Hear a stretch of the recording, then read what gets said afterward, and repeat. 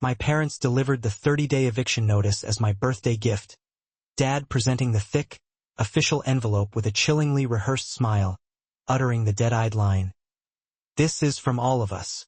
I accepted the paperwork, studied the terms with cold professional detachment, and then, without uttering a word of protest, I systematically dismantled their entire financial security structure. The first item on my agenda? Canceling the $12,000 monthly wire transfer that was the only thing standing between them and imminent foreclosure. Hey family, your support keeps these stories alive. Subscribe, say hi in the comments, and tell us your city or country. Let's get into today's story. I was turning 33, having driven 3 excruciating hours expecting the bare minimum. A dry slice of store-bought cake and possibly some painfully superficial small talk about my senior accounting role downtown. Instead, Dad slid a heavy envelope across the heirloom mahogany dining table. The same table where I'd labored over childhood homework and celebrated actual happy birthdays. "Happy birthday, Lauren," he articulated, the words clipped and devoid of warmth. "This is from all of us." My mother formed a stiff, judgmental silhouette behind him, arms defensively folded. My 2 younger siblings, Justin and Rebecca, hovered in the kitchen archway, 2 shadows watching the performance. Their expressions were complex, a mix of satisfaction, eagerness, and a palpable relief that this ugly task was finally underway. The envelope was thick, official, stamped with legal headers.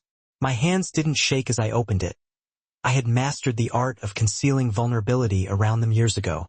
The words 30-day eviction notice swam across the page, temporarily spiking my practiced composure. Eviction? I stared up, trying to keep the confusion off my face.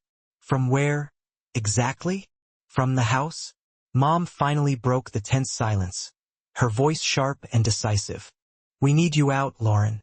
We've made other arrangements. Other arrangements. For 6 years. Ever since Dad's construction company imploded under the weight of bad investments and vague economic downturns. I had been living in the stifling, 400-square-foot, converted garage apartment out back. 6 years of enduring a perpetually drafty space and a ridiculously undersized bathroom where showering meant wedging myself in sideways, often having to leave the door ajar just to move. 6 years of being their silent, reliable $12,000 a month financial lifeline while they rebuilt their lives. 6 years of being their financial safety net. Other arrangements, I repeated slowly, letting my eyes drift over each of them. Justin couldn't meet my gaze. Rebecca fastidiously inspected her freshly manicured nails. What arrangements? Nobody answered. That's when the cold dread settled in. Something was fundamentally, desperately wrong. I focused on the eviction paperwork, running an accountant's eye over the details. That's when I saw the scope of the betrayal. The address listed wasn't just my cramped garage unit. It was the entire sprawling property. The property I had been financing. Let me take you back 6 years. I was 27, newly promoted to senior accountant, finally feeling like my carefully constructed life was coming together. Then Dad called at 2 a.m. "Baby girl, we're gonna lose the house." His voice cracked in a way that scared me to my core. "The business is gone. Everything's gone. We need help." I drove down that same night. Mom was weeping hysterically at the kitchen table, surrounded by looming foreclosure notices. They were 3 months behind on the mortgage, $12,000 monthly, and the bank was initiating proceedings. "How did it get this bad?" I asked, consciously flattening my voice to remove any trace of judgment.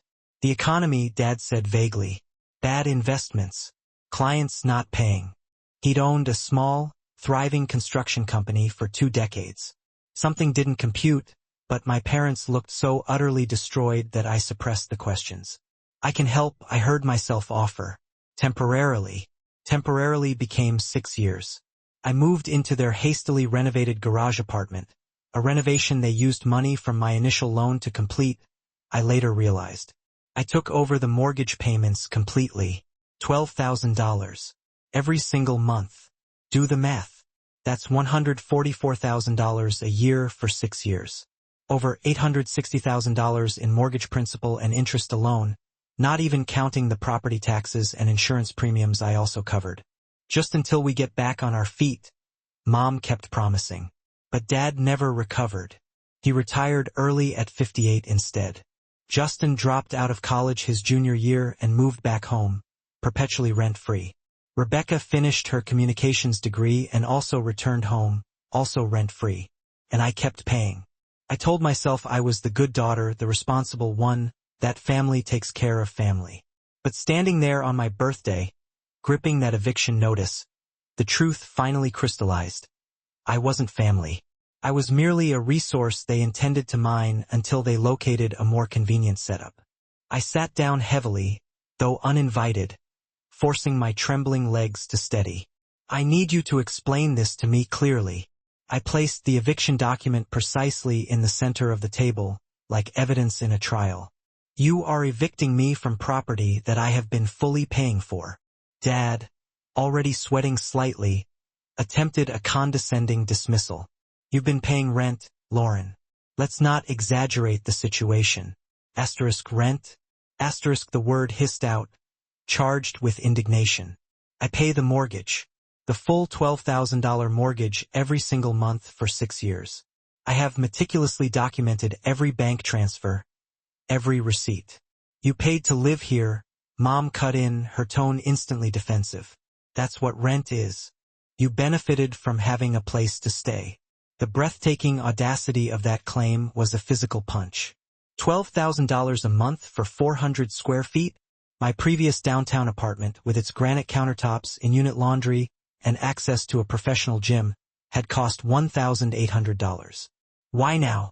I finally managed, the question scraping my throat. Why are you doing this now? Rebecca supplied the answer with that particular perfected blend of smug superiority she'd mastered since high school. Because Justin is getting married to Melissa. They need a proper place to start their life together. A real home, not some garage apartment.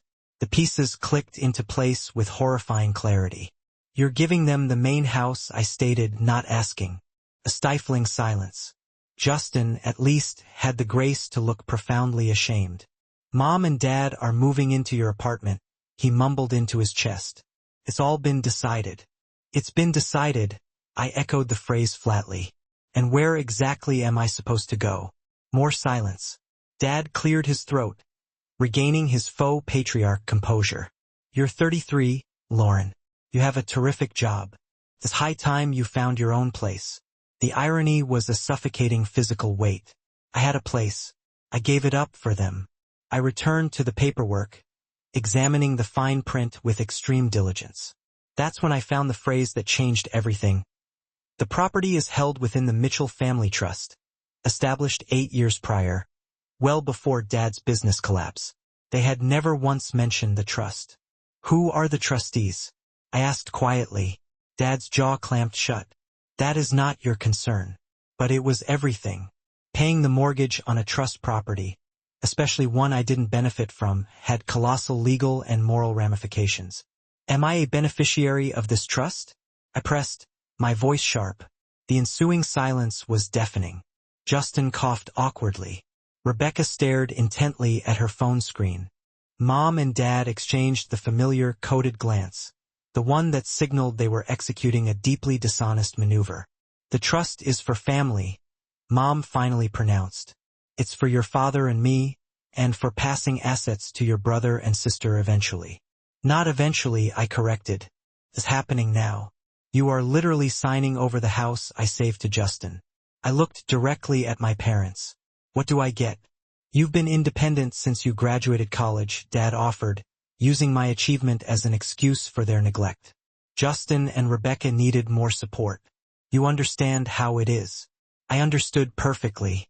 I understood that I had been unknowingly funding my siblings' inheritance, and that every dollar of my hard-earned money was building generational wealth for everyone but the person who earned it.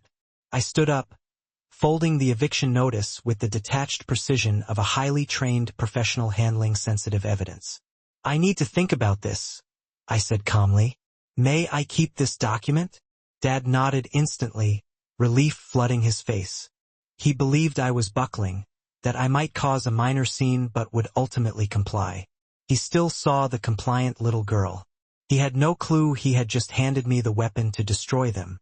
I didn't drive back to the garage apartment. I drove straight to the gleaming, deserted high-rise downtown that housed my office. It was Saturday, my birthday, but the quiet solitude was exactly what I needed. For 8 solid hours, I plunged into the spreadsheets, reconstructing 6 years of financial servitude. The sheer scale of the theft was staggering. $864,000 in principal and interest payments, $72,000 in property taxes, $18,000 in insurance. Plus, I had financed every major capital improvement. A new roof 2 years ago, $28,000, a full HVAC replacement, $15,000, and $11,000 for flood repairs in the garage apartment after a burst pipe. The total? Well over $1 million invested in a property where I was now classified as an unwanted tenant. But the financial crime, and I chose that word deliberately, was revealed when I accessed the public property records. While the house was now valued at $1.8 million, and my payments should have slashed the principal down significantly from the original $900,000 debt, the records showed 2 major refinancing events. One 3 years ago, another 18 months ago. They had executed 2 cash-out refinances, systematically extracting $400,000 in equity, the very equity I had painstakingly built with my $12,000 monthly checks. I, the accountant, their savior, had been completely excluded from the knowledge of these massive transactions. That trust had cost me everything. Monday morning, using the power of attorney Dad had ironically granted me 6 years ago to handle things. I contacted the bank. The representative confirmed my worst fears. Yes, ma'am, we show consistent payments from your account for the last 6 years. You are listed as an authorized payer on the account.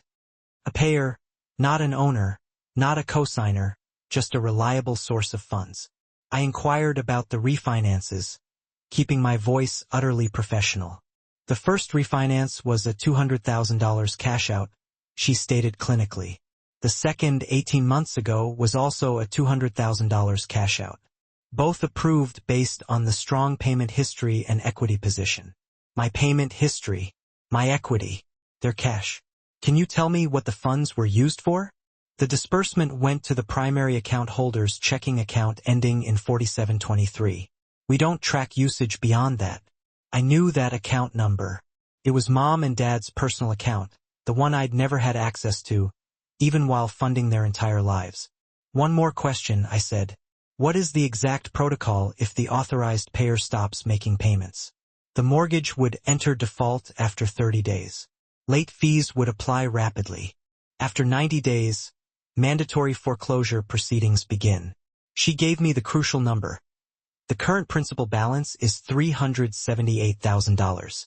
They had pulled $400,000 cash out, and the balance was still $378,000.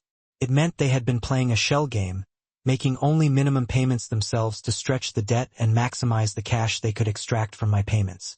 It was financial manipulation at its finest. I hung up, my hand steady. I opened my banking app. I scheduled one final $12,000 payment due in 5 days. Adding the note, * final payment. Cancel all recurring transfers. * they wanted 30 days of my absence? They'd get 30 days of silence to figure out where the next $12,000 would magically appear. Dad called Wednesday, attempting to project logistical authority. We need to discuss the move. Mom wants to know when you'll start packing. Actually, I need a meeting with all 4 of you, I countered. Tonight? Tonight's impossible. Justin has plans with Melissa. Tomorrow then, I said, forcing steel into my voice. 7 p.m. This is important. It concerns everyone's future. The calculated emphasis worked. He agreed instantly. I arrived Thursday evening carrying a heavy leather portfolio and my laptop. Justin's fiancée, Melissa, was there. A petite woman wearing a blindingly large engagement ring. She sat next to Rebecca, both radiating a conspiratorial glee. Mom and Dad occupied the main sofa, a fragile, united front. Thank you for setting aside the time, I began, my tone strictly professional and pleasant. We appreciate you being reasonable about this. Mom jumped in quickly. We know it's sudden, But I've been paying the mortgage on this house for 6 years. I gently cut her off. That totals $864,000. I have the documentation of every single payment. I pivoted the laptop toward them, displaying the devastating spreadsheet. The room fell utterly silent. Melissa leaned in, her eyes wide as she registered the immense figure. "Wait," she whispered. "You've been paying $12,000 a month for their house?" "For 6 years," I confirmed, ticking off the ledger items. "Plus property taxes, insurance, and major repairs. Over $1 million in total investment." I let that monumental figure settle. I continued, my voice measured and precise. During this 6-year period, the property was refinanced twice, extracting $400,000 in equity that I personally built through my payments. Money I never saw. Dad's face was scarlet, veined with panic. "That's our house, Lauren. We have the right to refinance if we choose." "Absolutely," I agreed, nodding calmly. "It is your house. Your mortgage. Your sole responsibility." I let the silence hang, potent and terrifying. "So, I am confident you will have no difficulty taking over the $12,000 monthly payments, now that you are evicting me." The color completely deserted Dad's face. "What are you talking about?" he stammered. "I'm talking about the $12,000 monthly payment," I stated, entirely calm. "The one you are asking me to stop making when you serve me an eviction notice. I am simply agreeing to your terms." "You can't just stop paying," Justin practically yelled, leaning forward in his chair. "You've been paying all this time." "Because I lived here," I countered, using Mom's own cruel logic against them. "But according to your formal notice, I will no longer be residing here. Why, then, would I continue to finance your lives?" The logic was airtight. Watching them grasp the cold reality of my withdrawal was almost satisfying enough to erase 6 years of exploitation. "This is ridiculous," Rebecca screeched, jumping in defense of her parents. "You're being vindictive." I turned slowly toward her. "I am being vindictive? You are taking the house I paid for, and I am vindictive for refusing to continue funding it?" I pulled out a separate sheet of notes. "Let me ask you something, Rebecca. Where did the $4,000 for that elite grad school application prep course come from?" Her face went white. "How did you—" "I pay attention. I'm an accountant, remember? It's literally my job." I looked at Justin. "And your custom $50,000 pickup truck you bought 2 years ago? The one you claim to have saved up for?" He shifted miserably. "I saved. With what job, Justin?" I asked sweetly. "You've been functionally unemployed for 3 years. I swept my gaze back to Mom and Dad. "Let me guess. The $400,000 from the refinances. That's where the Mediterranean cruise you took last year came from. Rebecca's grad school. Justin's truck. And Mom's conspicuous new diamond pendant." Mom's hand instinctively clutched the heavy diamond pendant resting on her chest. A piece I'd noticed appear 6 months ago. "We deserved a few nice things," she defended, her voice trembling. "After everything we've been through." "After everything you put me through," I corrected, "while I was paying your mortgage from a dusty 400-square-foot converted garage apartment." Melissa spoke up, her voice fragile with growing horror. "Justin, you told me your parents own this house outright." "They do own it," Justin snapped, frantic. "There's just a small mortgage left. $378,000, I corrected, cold and sharp. "At $12,000 a month, that is 31.5 payments. Can you afford that, Justin?" The question hung, unanswered. Nobody could afford it. Dad tried to reassert control, rising to his full height. "Now you listen here, Lauren. We are your parents. You don't get to threaten us." Threaten them? I had supported them for 6 years, and asking to stop was a threat. I ignored the rhetoric. I pulled out the final document from my portfolio, a sealed letterhead from a reputable law firm. I had a lawyer review everything this week. Here is what he advised me. Because I have been making payments on property I do not own without any formal, binding rental agreement in place legally, I have been making gifts to the property owners. Gifts that I am entitled to stop at any time. I placed the letter onto the coffee table. He also stated that if I were inclined to be vindictive, I would have an excellent case to sue for unjust enrichment, particularly given the secret refinances where you extracted equity that I had built. The room was dead silent. But I'm not going to sue, I finished smoothly. I am simply going to cease making payments on a property where I no longer reside. That is entirely reasonable, wouldn't you agree? You'll destroy us, Mom wailed, suddenly collapsing onto the sofa. The veneer of composure shattered. The house will go into foreclosure. Yes, I confirmed, watching her collapse without pity. Without my payment history and my funds, you will default in 90 days. The bank will foreclose. You will lose the house. Unless, of course, you can make the payments yourselves. Justin exploded. This is insane. You're going to make your own family homeless. No, I stated, my voice firm despite the tremor of residual pain. You made this choice the moment you handed me that eviction notice. When you decided that 6 years of sacrifice meant nothing, and that the house I saved should be given to my brother while I was tossed out of a miserable garage apartment. I stood up, gathering my documents. I have one final payment scheduled for this month. After that, the $12,000 obligation is solely yours. I'll be out in 30 days as requested. My voice caught slightly the first crack in my composure. I hope the house was truly worth losing your daughter over. I turned back one last time at the door. Oh, and Justin? Congratulations on the engagement. Melissa, I truly hope you know what kind of family you are marrying into. Melissa's face was ashen. She understood. I left them to their inevitable, explosive argument, watching their elaborate card house scheme finally begin to disintegrate. The following days were a siege. Dad was the first, roaring threats and demands into the phone. You can't do this to us. We're going to be ruined. I hung up. Mom followed, her voice wet with manipulative tears. How can you be so cruel? We raised you. We loved you. I hung up. Justin attempted reason. Think about Melissa. She's innocent in all this. I hung up. Rebecca sent a barrage of texts. You're tearing this family apart. Everyone will know what you did. You're going to regret this. I blocked her number entirely. But the extended family soon entered the fray. Aunt Lisa tracked me down at work. Your parents are absolutely devastated, Lauren. Can't you just work something out? Did they inform you that they have taken over $1 million from me over 6 years? I asked calmly.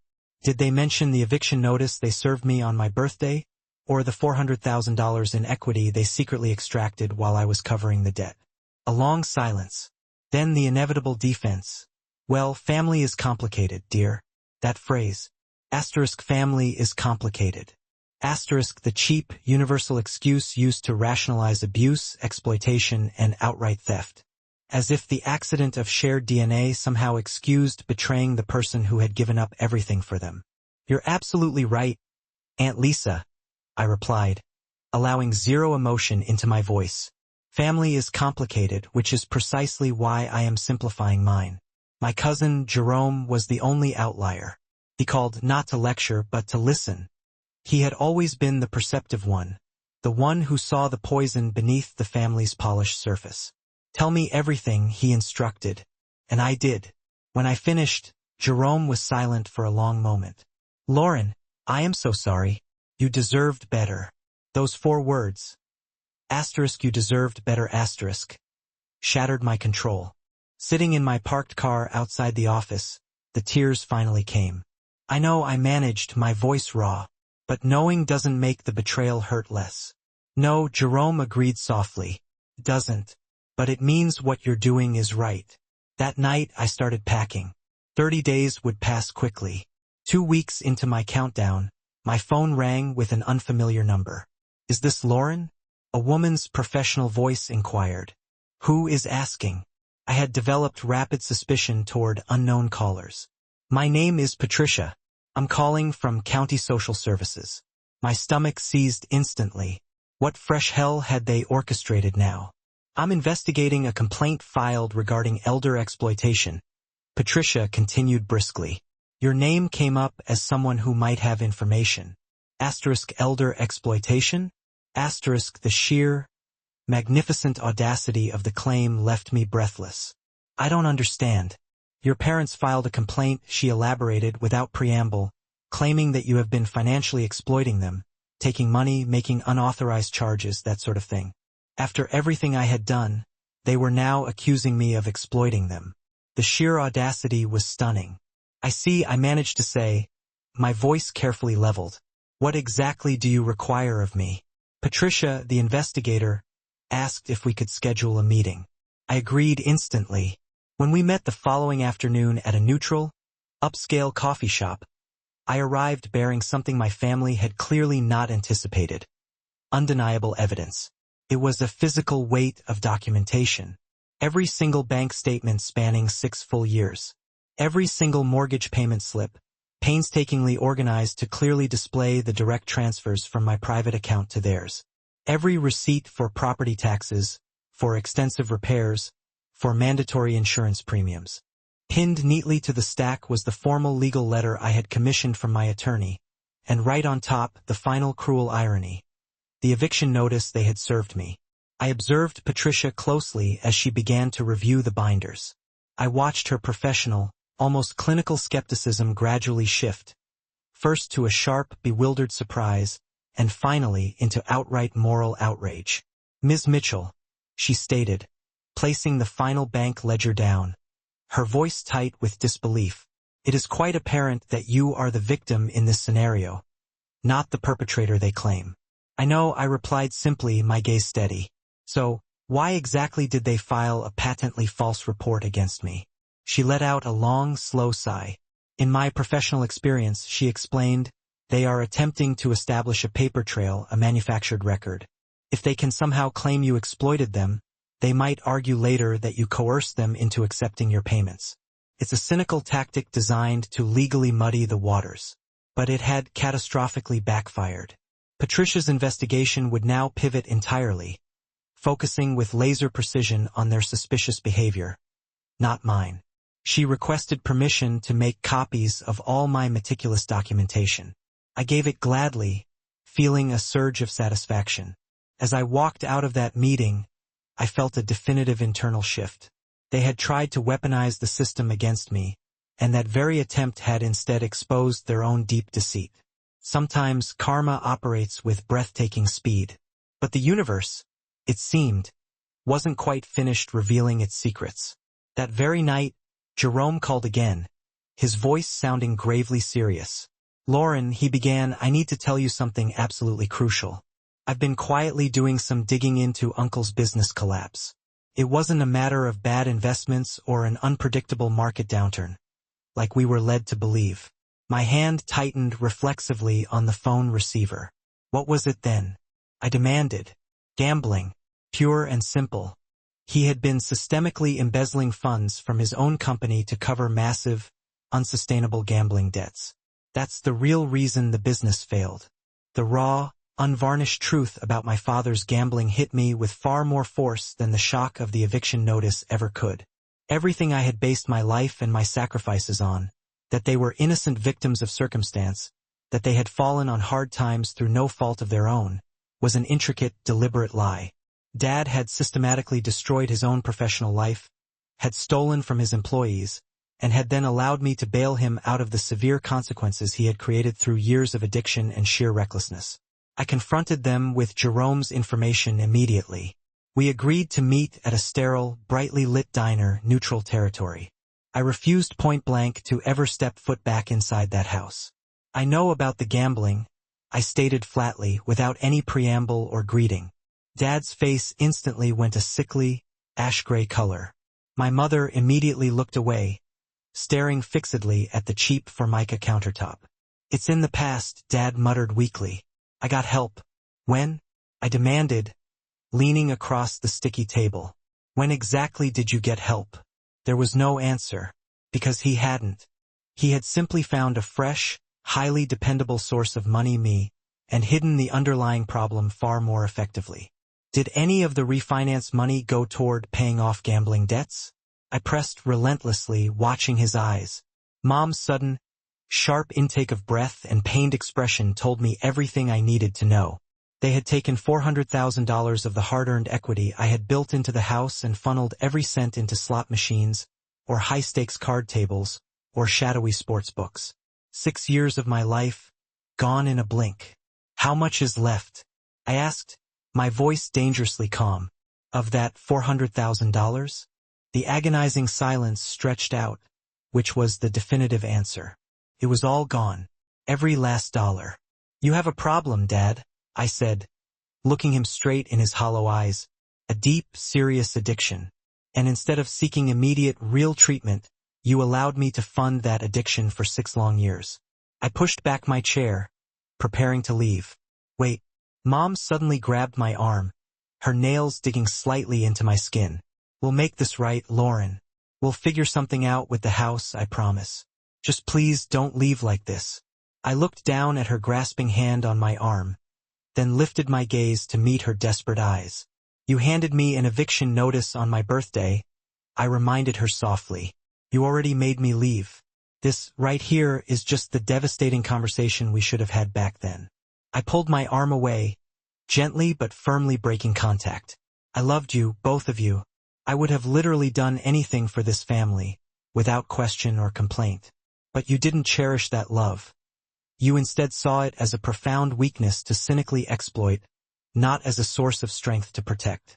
My voice finally broke, shattering the composure I had maintained. "That is what hurts the most.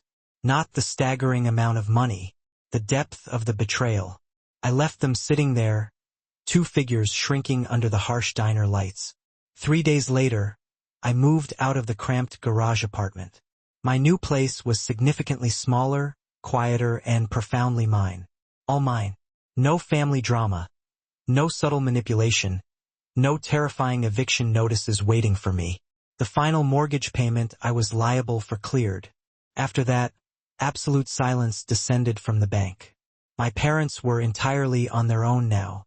The house finally slipped into foreclosure exactly 91 days after I made that very last payment. I know this because Justin called me hysterical and begging.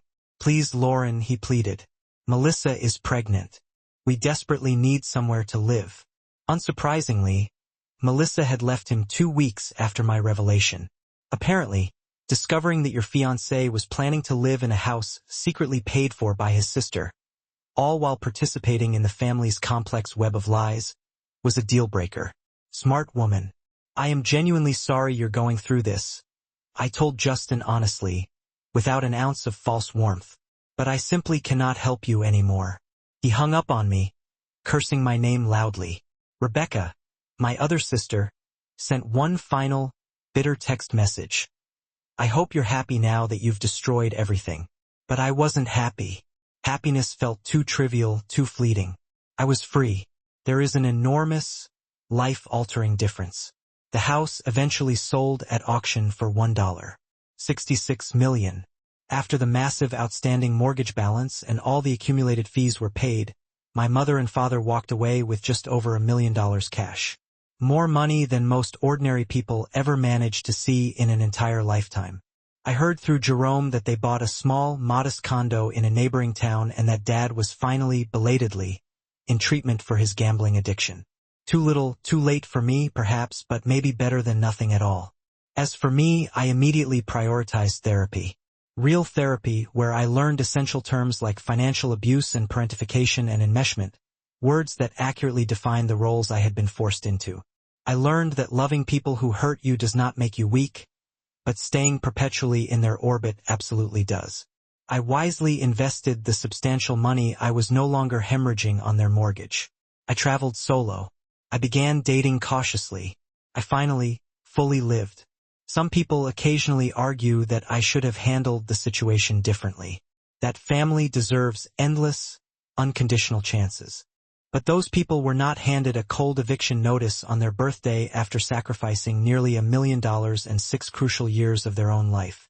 The genuine moral of this story is not that you must instantly abandon your family. It is that real family, true family, doesn't abandon you first. I haven't spoken to my parents in 6 months. Perhaps I never will again. Sometimes, late at night, I still cry about it, deeply grieving the family unit I so desperately thought I had. But mostly, I sleep profoundly soundly in my quiet, small apartment that nobody can ever evict me from, paying the bills for a life that is authentically, completely mine. And that hard-won peace is worth infinitely more than any inheritance they will never leave me. If you have made it this far, thank you for listening to the painful intricacies of my story.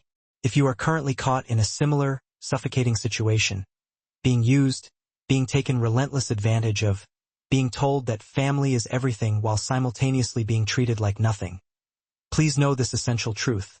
You are worth profoundly more than what you can physically provide. Your value is not located in your bank account or in your willingness to endlessly sacrifice yourself. And sometimes, the single most loving thing you can do for everyone involved is to walk away entirely. If this story resonated with your own experiences, please consider liking and subscribing. Share your own complex stories in the comments section below. You are absolutely not alone in this struggle. And remember this above all else. Setting clear, necessary boundaries is never cruel. It is a fundamental act of survival. The last time I drove past that imposing, empty house, new people were actively moving in. A young, vibrant family with 2 small children and a bustling dog. I hope they fill it with the genuine, uncomplicated love it never had while I was there. I hope they succeed in making it a real home. As for me, I realized that I am already home. Finally.